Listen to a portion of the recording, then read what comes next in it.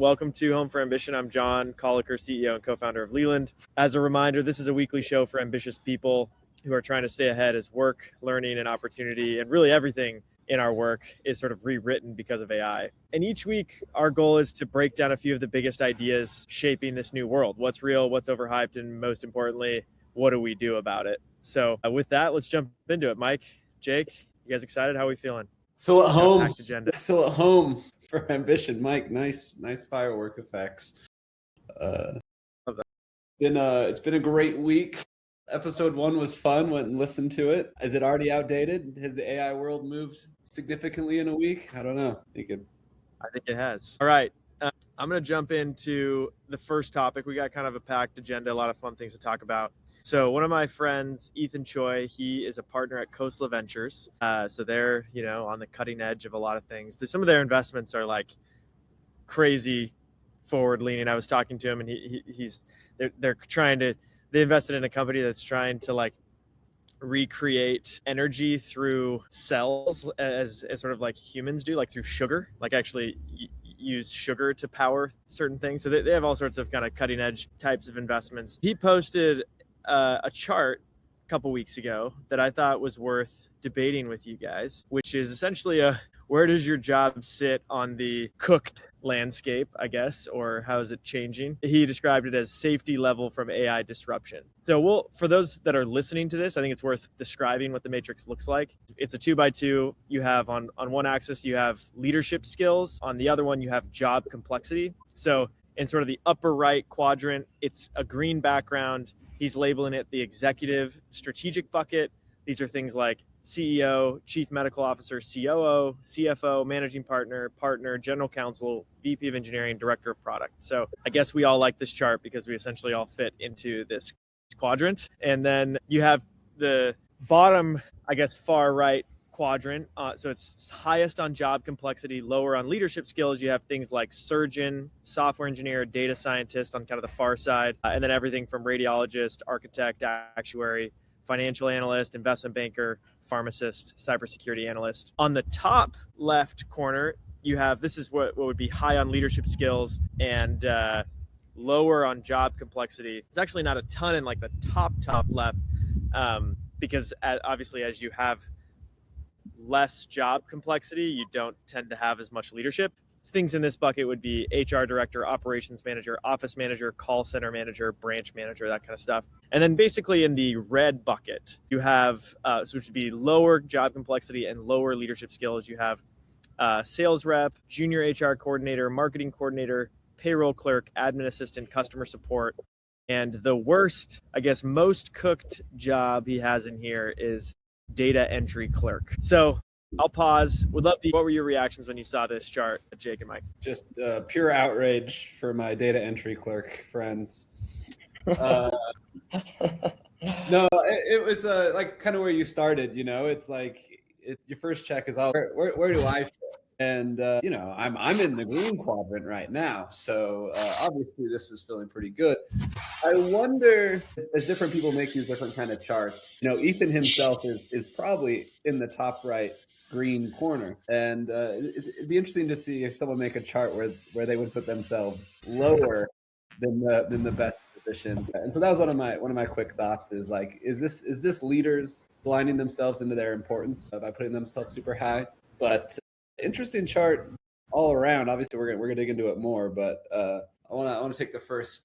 Are we blinding ourselves in the same way everyone else is by thinking our job is less replaceable than others? Yeah, a couple things that stood out to me. So the first one was he had surgeon relatively unsafe, which at first I was like, that is a crazy take. And then the more I thought about it, the more I agreed that like in a world in which robots can be perfectly precise, would I rather have like a flawless instrument be operating or a human? Generally, there was a lot that I came to like about the chart. It's missing two really important pieces though. So the first one is like the human element to it. And what I mean by that is take sales as an example. So the average salesperson, I would not describe like an individual contributing salesperson doesn't necessarily have a ton of leadership because they're individual contributors. And depending on the cell, job complexity varies, but there are cases where the cell, it's not as complex. However, there's like a human presence and connection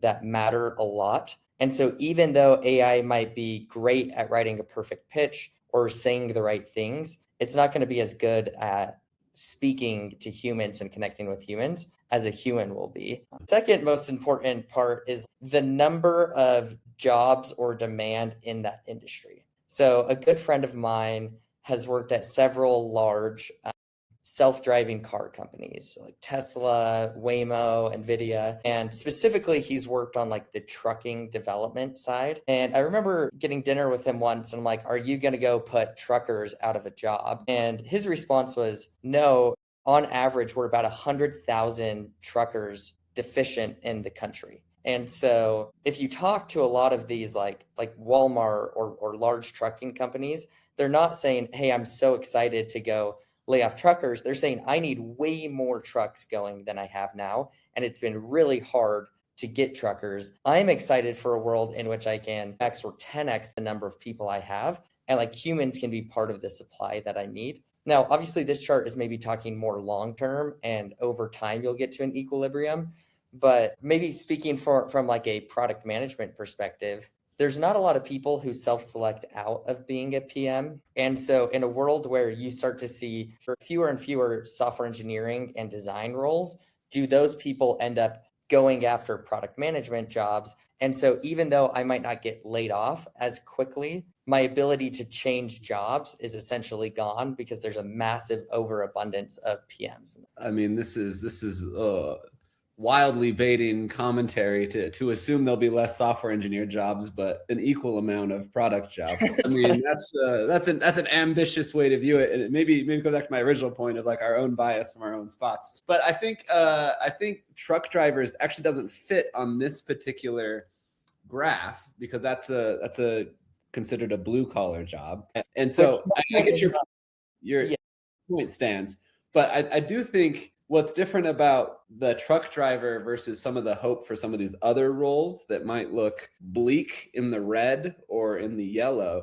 is kind of the idea of AI elevates everyone into more of a leadership role position, right? So it's like, it's not hard to imagine. We already see engineers being managers of AI agents. And so it's like, what's interesting about a truck driver is, can a single truck driver become like a manager of agentic driven trucks or AI driven trucks? And like, I don't know if that concept, and maybe it does, but the point I'm trying to say is like some of these roles I think have upward mobility in the sense of like they will shift into more leadership roles as you're managing AI. And that specific example I found interesting just from the like, it probably doesn't apply. You might need more people managing more directly like groups of trucks or vehicles at a time, but those are probably not truck drivers. Well, yeah. So what I'm saying is there's a big difference between how many people are in an industry and then the ideal number of people in an industry.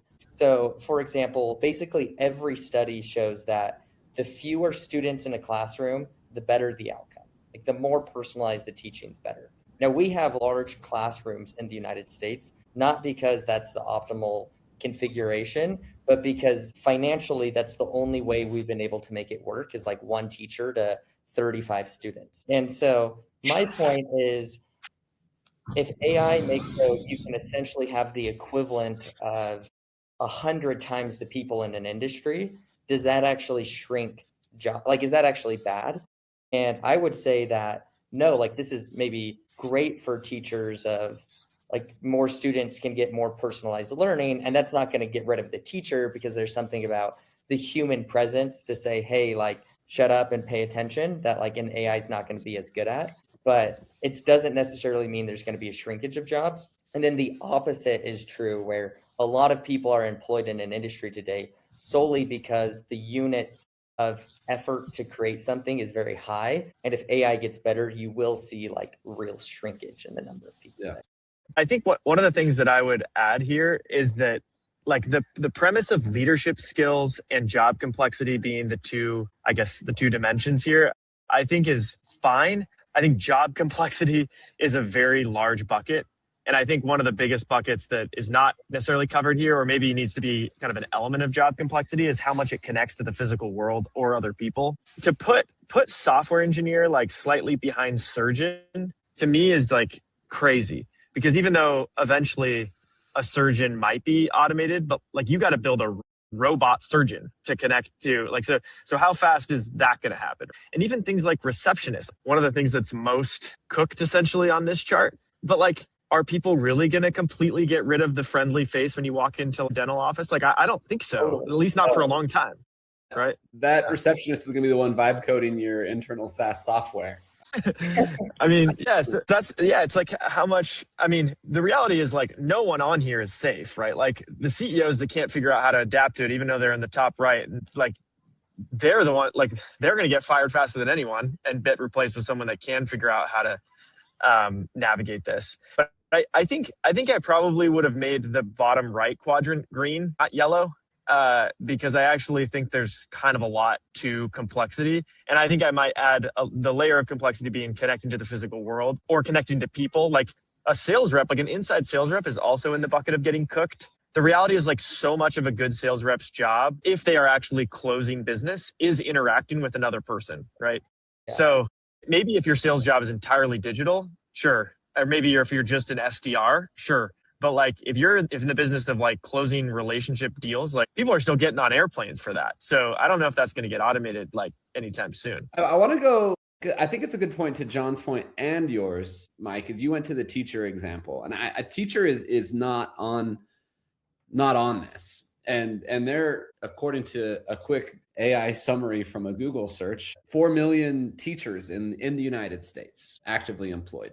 And like, where would you guys plot teachers on this? Because it has a huge human element now, right? It's like, depending on like the level of your class or your students, it's like all human elements, right? But it is also like we're seeing AI, and there's lots of startups, even some great ones here in Utah where we're located, that are kind of trying to disrupt or change or challenge the status quo of teachers. And so to Mike's point of like, what is the optimal number of teachers? Are we going to see, one, where do we plot teachers here? And then two, is that going to result in more net teachers in the future or less teachers because AI can do the curriculum matching on an individual basis that humans simply can't? But they can't replace the fact that like, this is the human teacher to which you have a relationship with, and they guide you and they lead you through. So where do you plot it?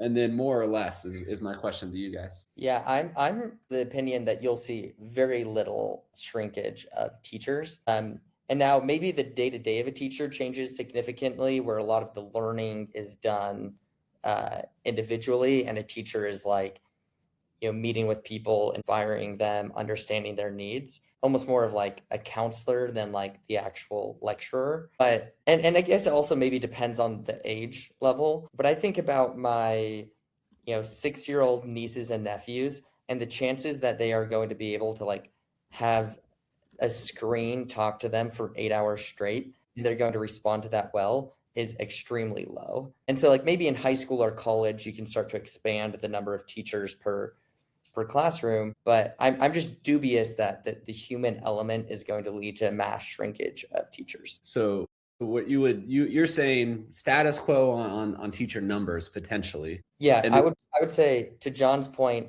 job complexity, reframing it to like the human element. And I would say teachers have a high degree of human element. Yeah, I even think it's funny. Like my wife and I tried this like reading companion for one of our kids, and I can't tell you how ineffective it was, despite all the tech being there, right? Because like I can barely get my kid to pay attention when I'm like right in front of their face, threatening to take away every toy they love and hold dear, and like grabbing and shaking them, right? Like, so do you think an AI that's like on an iPad trying to teach them a really hard thing, which is to read for the first time, is going to just like go away? There's just no. Right. I like maybe in a long time, but like 5-year-olds are good at ignoring really big, scary things right in front of their face, let alone like a digital companion. Right. So I think that is like teachers play such a important like emotional and accountability role, and so many other things that go well beyond just like knowledge transfer. right? Now their job's going to change a lot, right? And that's probably the dimension here that we haven't really talked about, which is like which of these, despite being safe, require like a complete re-architecting of everything they do. Maybe it's everyone, so that's why it's not mapped here. But I would imagine teachers' jobs are going to change a lot. But I would imagine they're more important than ever, especially when like knowledge is free and intelligence is free. Like, how am I going to get these kids to actually learn something when everything is so much easier to just get and to just grab onto? So anyways, that's where I think I agree with you, Mike. It would be far right, even though there's not a lot of leadership necessarily. Yeah, it's an interesting take. I wonder, we don't have to deep dive. We can go to other ones. I have a couple other questions around like roles that aren't here that I find an interesting one. Maybe we'll dig into teachers another time. Education feels like rot for whole episodes or series of discussions. Another one that's a really popular category for us at Leland, and it's one that people are excited about. They're kind of prestigious roles, but don't show up here is like consultants, and consultants are like a huge category, and they span every industry and every concept and layer: management consultants, tech consulting, compliance. But I think the idea of a consultant is a widely employed job. Is it too broad of a category to try and put a dot, pin a tail on the graph here? I think it's a really good question. I think sometimes consultants are actually more like lawyers than people. It sounds weird, like how are consultants like lawyers? And the reality is, like, most people, well, you could hire a consultant to come tell you what to do, but the reality is most people aren't trying to hire someone to come tell them what to do. They're hiring someone to like dig in on a topic they don't have time to do, or they're, more importantly, they're digging in on a topic that they need to like cover their own butt if they're wrong, right? And like bless a diligence process or bless a compliance process or something. And so that type of stuff, like, there's always going to need to be, if consultants as a concept is like a neck to choke, I think pretty safe, because people are still going to need that. Consultants from a which direction should I go? Help, I need, I'm lost. Obviously very affected. But then you have this whole AI consulting wave. So you see, like, if you looked at some of these big consulting firms' revenue charts, they're like trending down, not like haven't fallen off a cliff, but certainly trending down. But then their AI services revenue has gone way up because so many people have questions. So if consultants are able to adapt and be a valuable consultant given the times, I think they could actually be really valuable. And I think you would add that into like, their job complexity used to be based on how smart they were and how they could understand different industries and market sizing and profitability.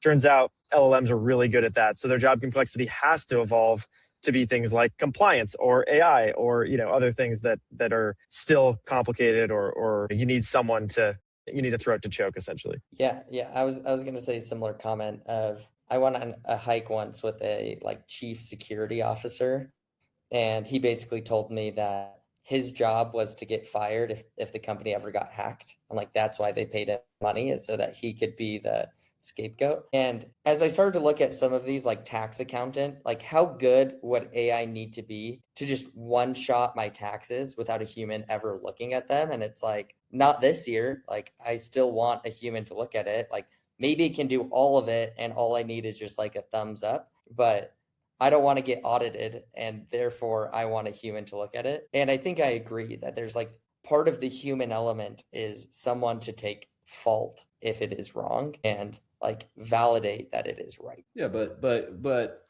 couldn't your fault could just be a third party provider, right? Like this is, for example, your tax example is a good one, where it's like most tax providers offer like audit defense or like guarantees, and it's like, you could have a business, right, that is fully like agentic, except for maybe like one human individual that owns it, who is offering you the same protections of like, if something went wrong on my taxes, they're not coming for me. I can go point them at someone else.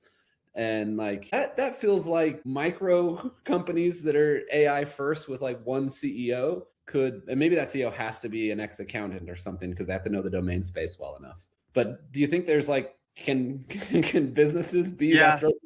Yeah, I think they can. I think that like a good example of this would be just a law firm, which you would imagine like we're still going to need legal counsel, and like we still need someone to protect us or to to make sure that the LLMs aren't giving us hallucinations or whatever. But like I'm going to expect them to be way more efficient, right? And I'm not sure that the pace of efficiency is going to be matched by how much increase in legal needs there will be. And so like you might be in real trouble as a lawyer, because like you would expect there to be some real efficiency gains, and it's still the same entity or business or throat to choke, but you just need a lot fewer of them within the entity itself to get the job done, right? And so maybe that's like the consulting risk, right? Is if they're not able to kind of continue to find new complexities, even if they are that party that you need to make sure. I hate to say throat to choke. There's got to be a better term for it, but culpable party, right?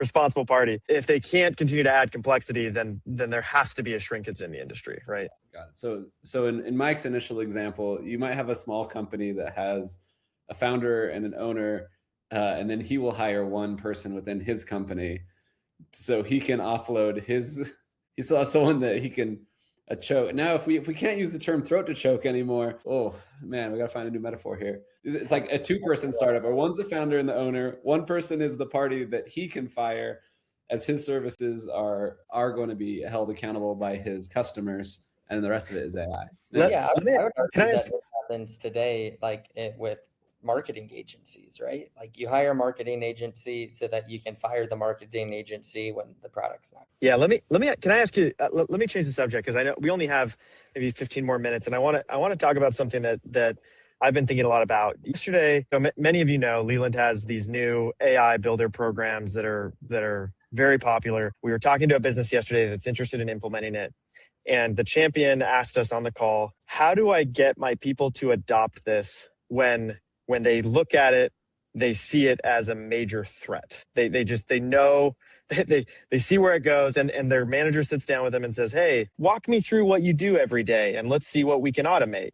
And they interpret that not as, wow, I have all of this new leverage to go do all these more important things. They interpret that as, oh no, like this is coming for my job. So as someone that's like in a company, and I know we had a good comment in the chat, like how do I get an organization that's not adopting AI to adopt it? So how do I, as a business leader or as a champion of AI within my company, get people to see it for what it's worth in a good way? Should they not think about it as a good thing and try to resist it? How will that play out? I just want to get your guys' thoughts on this, because I think it's a really strong countercurrent in the AI adoption wave, and we're seeing all these champions pop up, but they're getting a lot of resistance. I saw this tweet a couple weeks ago where someone had basically said, I've been promoted every 8 months for the past 2 years because I'm the only software engineer at my company using AI. And he's like, if you take out AI, I'm the worst engineer here, but I'm like using this technology, and so I keep getting promoted, and they don't know why I'm so good. And I think it's like very similar of a company wants to solve a problem, and if you can be the person to solve the problem for them, you're like 10 times more valuable. So for example, like here we have call center manager. Support calls are one of the first things that AI started automating, but we're saying that the call center manager is safe because they're able to, like, I guess in this hypothetical world, be the one dictating what AI is doing, the person that things can be escalated to. And so my opinion would be like, be the person who can implement the AI solution, and you're like 100 times more valuable than the person who is like unable to adopt it. Like the company's still going to insert AI with or without you. Yeah, it's also interesting in a similar vein that was on my mind today, because I was listening to a local tech company's big user conference today where they were unveiling some new features. And where's the line of like getting your power users excited about the new features versus the power users being like, wait, you're going to AI out my personal contributions? And it was a very tepid crowd. It was like a tough crowd. Every announcement was like a couple guys in the back, clapping, maybe the people that built it. And there's we have a lot of violent metaphors today.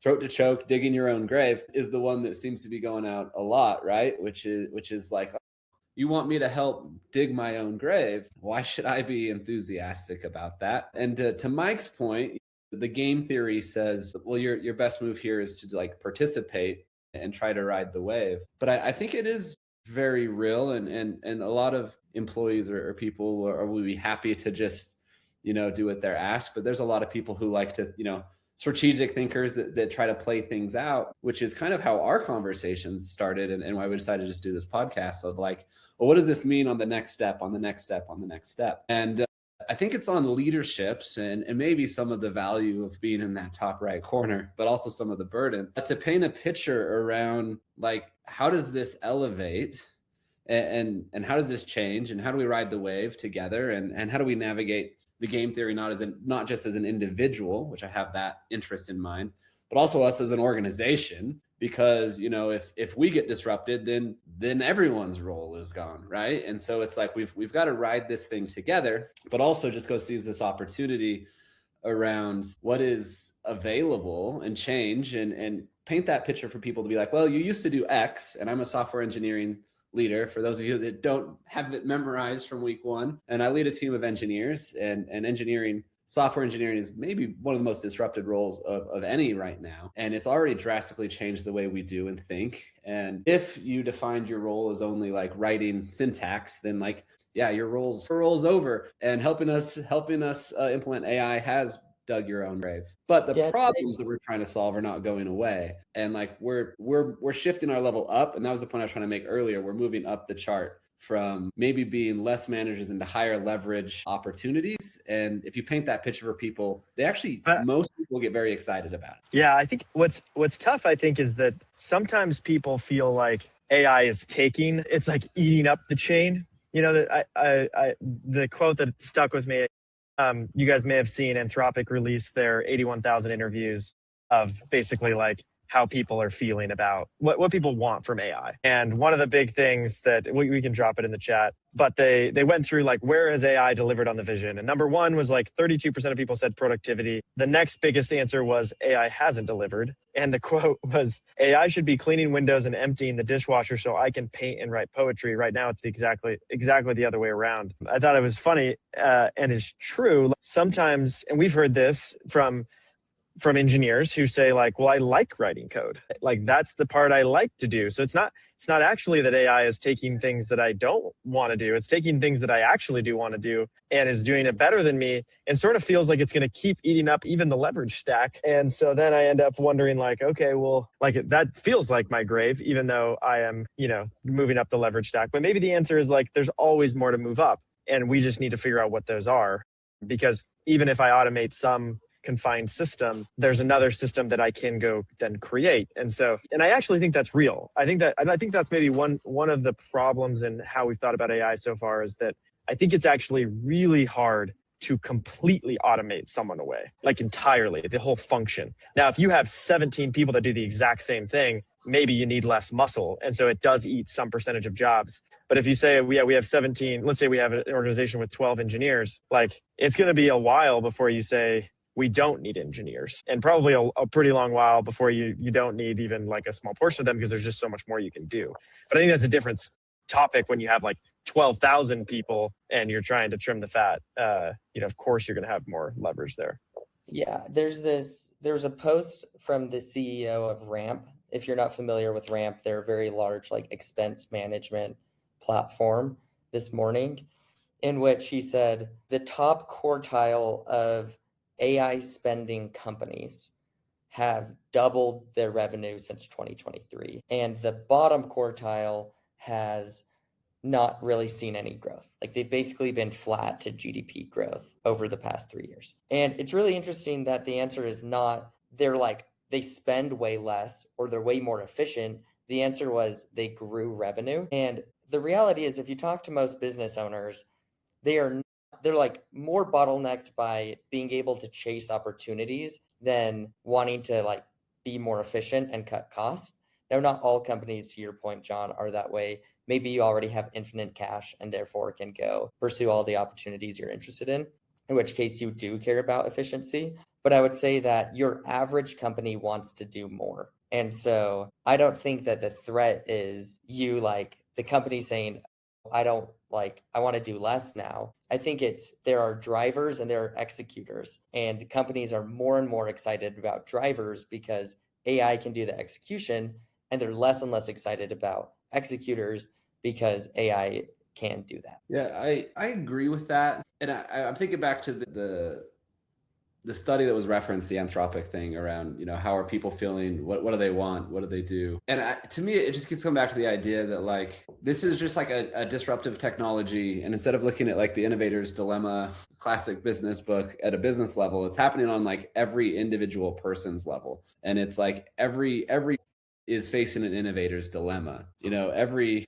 job function is facing an innovator's dilemma. Every person's facing an innovator's dilemma on a way that's like just different than before, and perhaps the people that are nervous or what they want from AI is kind of reflective of your current position in the status quo, which is if you're trying to disrupt and grow and change and like climb in your career and make a difference and make big things happen, and you're a software engineer that like your traditional role is getting disrupted, you're like more excited than ever because this is an opportunity for you to go and disrupt and improve in a way that would have taken a different path before. And you apply that to every role. And it's like, there is opportunity to be a disruptor, but at the same time, there's an opportunity for every single person to be disrupted. And maybe that sentiment, maybe I wish we had time to dig into that study a little bit more. I guess we could pull it up, but yeah, you can even see it on like geographical levels where it's like companies and people or even countries and hemispheres have different feelings, and it tracks pretty closely to their kind of overall standing. And it's a fascinating layer that we only think about at the business level, and now it's at the human level and the country level and the world level. And I don't know. Yeah, one of the things that I noticed in that study, and we should go deeper into it in a future show, but you do have these just like polar opposite feelings. It's like it's a very polarizing technology. So you have on one hand, you have people that have said, I've learned more in half a year than I could have in an entire university degree because of AI. And then you have the other side of it, which is like, I actually don't think anymore because I just have AI thinking for me. You've said this in the past, Mike, like it's a good measure of how you use AI if you're trying to use it to learn versus use it to just outsource your thinking. And I think there's obvious benefits to trying to understand what it is doing for you. But I don't think there is a world in which I will ever understand everything that AI is going to do for me. And I actually think it's probably not worth the time to try to learn everything it's doing. Like, I don't want to know what Claude Code is doing for me at some level, right? Like maybe generally, but like, I want to make sure it works is really like, that's all I actually care about. It's the same reason why I don't wake up thinking, man, I really wish I knew how my iPhone got cell service. Like, I don't care how my iPhone gets cell service. Like, I don't understand the technology there. I just want to use it. Right. And I think that's going to continue to happen with AI. Like, people are not going to want to understand very basic things because AI is just going to be a lot better at it. And so then, what does that do? And obviously there's going to be engineers that are building the technology and that do understand. There are certain people in the world that understand that what an iPhone does every day. The 3 billion smartphone users or whatever it is, 4 billion smartphone users out there, like maybe it's like 1,000 people that could like actually, a few thousand people that would actually be able to articulate what the technology is being used in those smartphones. Like that's kind of a weird world. And I think it's even weirder when you think about the breadth of how AI touches everything. Because it basically means that it's going to, at some point, it's going to outsource very, very basic things to it. We're going to outsource very basic things to AI because it's just so much better and so much faster. And that is a very interesting place to land. So where do you go deep then? Maybe this is my last question around the original chart of all these roles and where they're like, and we kind of landed there. It's like, where do you invest? Like, where do you go deep? If you don't need to go deep, is it all just trying to shift more into a human element? Is that the play on like the macro level? Is like, convert your job from doing syntax into like solving actual individual human problems? Or is it like, how do you go deep in like the human skills? How do you get good and set yourself apart in an industry, in any industry, if AI has obscured the need to learn the underlying anything? Mike, you got an answer for us in 3 minutes before we run out of time? Yeah, I think it's the human element, like you said, is for sure a huge part of it. So I worked at a company once, and there was an engineer on my team who was so hard to work with. They would take anything that anyone said and interpret it with the worst possible intent.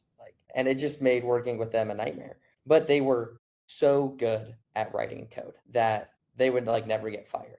They were so incredible at their job. And my guess is that those types of employees become more and more rare at companies, because if you have these incredible executors through AI, then it's who you are working with, the brainstorming, the collaboration that a lot more. And then the other thing that matters is like vision and ability to drive things forward, which that one, I don't know if it's an innate, some people have it, some people don't. I don't think that's the case. I think everyone has it and it kind of gets like killed out of them the less control they are given. And so my hope is that AI can enable people such that their primary job is to become drivers and they get better and better at it over time. And so we just have this world of people driving things forward. So like it said, the director of product management role is like in the green. It's safe.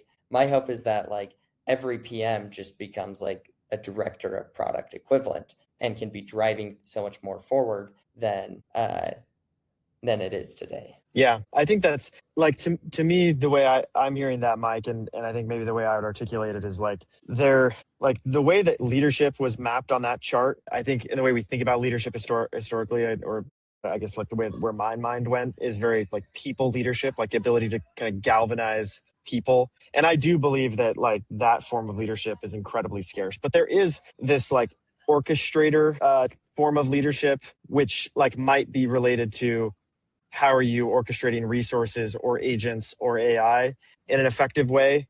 And that is really powerful. Like the alpha you can get from like creating these agent systems and pointing them at the right problems, I think for a long time are going to be really valuable. And so I think it requires like system level thinking. So understanding like opportunity. I think there probably is an element of like the closer it touches people or the physical world or both, you probably have a longer time horizon. And then I think we're going to have to see, and we're going to have to be like, perhaps it's the ability to adapt. Like maybe that's the most important skill is we teach people how to be good leaders, how to navigate change effectively, and how to build relationships with real humans, how to connect that to the physical world. And like, say you're going to have to evaluate this every 2 weeks. And like, that's the world we live in. And no longer can you just settle in and post up for 35 years. And frankly, like the economy has changed, you know, tech workers have started the like switch jobs every 2 years type of thing, you know, a while ago. That's sort of happening within your own jobs. You may not switch companies, but your job's sort of switching every 2 years or every 2 weeks or every 1 week or every day with Claude updating new things. So that ability to adapt is going to be really, really valuable in every role. It's kind of like if you looked 100 years ago, you'd go to work, you would turn off your brain and you would like tighten a screw on a car in an assembly line. And then you like, now it's like, okay, I use my brain for some things. And then sometimes I'm just doing what I'm told. I'm sending the email, I'm updating, or I'm moving boxes around in a PowerPoint. And I think that part is now dying. And I imagine careers 10 years from now are like purely the driving, vision, managing. I think the way to sum up that, and we've all landed in a spot where I think we agree, which is fine. Sometimes I like to disagree with Mike and John, but to me, the takeaway of the conversation, the episode is like, no matter where you're on that chart, you're going to be benefited by elevating yourself up into leadership, even if that looks like orchestration. So like get good with AI, like invest in that right now. And then also like become more human focused or connected to humans in some ways, like push yourself right. Find a way to position your role to be more directly with humans, and the value provide there is more clear directly with humans. And then push yourself up by upskilling with your ability to use AI effectively and become a leader. Yeah, I think I would summarize it as you said: good with leadership or orchestration. So leadership in any form. Good with people and their needs. So not just relationship, but like how to provide them products and services that they value. And good at change, because that's the world we live in. I think that's how I'd summarize it. Awesome. I said we call it an episode. Great.